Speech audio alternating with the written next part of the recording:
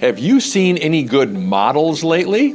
Hey friends, it's Pastor Mike from Fellowship Church. Always enjoy connecting with you midweek. Hope you're having a wonderful week, especially as school is getting finished up here, graduation ceremonies and all that. Hope you have a great season. That question for you again, have you seen any good models lately?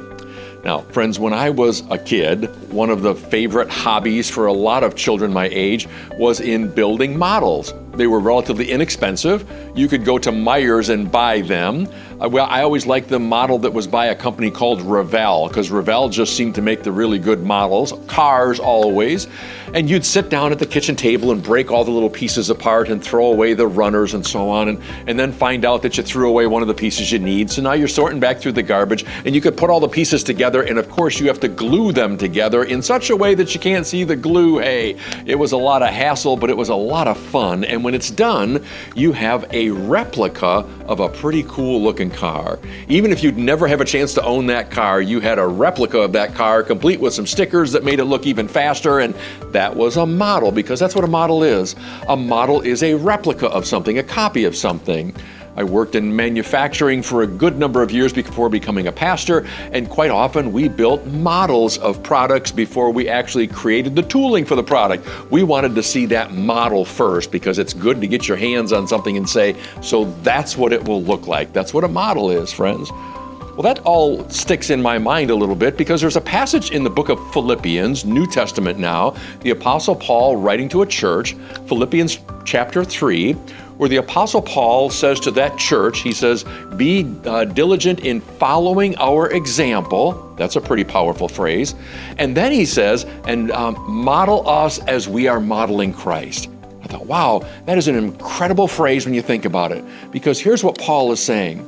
He's saying we are, to some measure, hey, we're all still maturing in the faith, but Paul's saying we are in some measure models of Jesus Christ, meaning we are replicas of him. That's a pretty bold statement to make for Paul to say that to a young church. He's saying, in effect, hey, you can't see Jesus right now, at least not with your physical eyes, but you can see us, and we are models of Jesus. And then Paul says, just copy us. Just follow our example and try to model your life after us. Now, friends, part of me thinks that's incredibly bold on the part of the Apostle Paul, but he was trying to get this new church started, and he knew that they would need something tangible, something visual, something they could latch their eyes onto and say, oh, so that's what you mean. Because he could give them lists of doctrines and all of this, but what they really needed to see was somebody living the faith out well. And Paul said, listen, I'm not perfect, but just try to model your life after me, model your beliefs after what I've shared with you, and you'll be a good step on down the way in your journey with Christ. So friends, I have a couple of questions for you.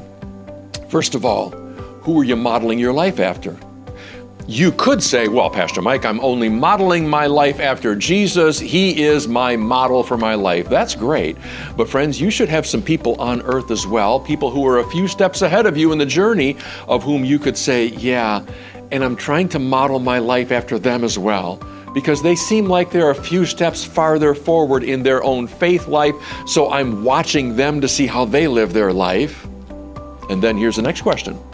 Who are you modeling the faith to? Because friends, if someone out there knows that you are a Christian, in whatever sense of that word, and I'm not saying you have it perfect, but if somebody out there, children, co-workers, others whom you might know, if they know that you are a Christian, believe me, they are noticing how you live out your faith. And friends, you and I, in a pretty un-Christ-like world sometimes, are all models out there. So when you're living your life this week, two questions for you. Who are you modeling your faith life after? And who's modeling their faith life after you? Because friends, you're always following someone, and somebody else is always following you. And of course, we all end up pointing ourselves to Christ, but in the meantime, we all need models, and we are all models.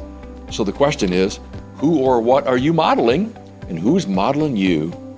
I hope that sticks in your mind a bit this week. It certainly has been on my mind lately, friends. Hope you have a wonderful week. Hope you're modeling the faith well. Hope you know that we love you and pray for you all the time. Take care. God bless. Bye-bye.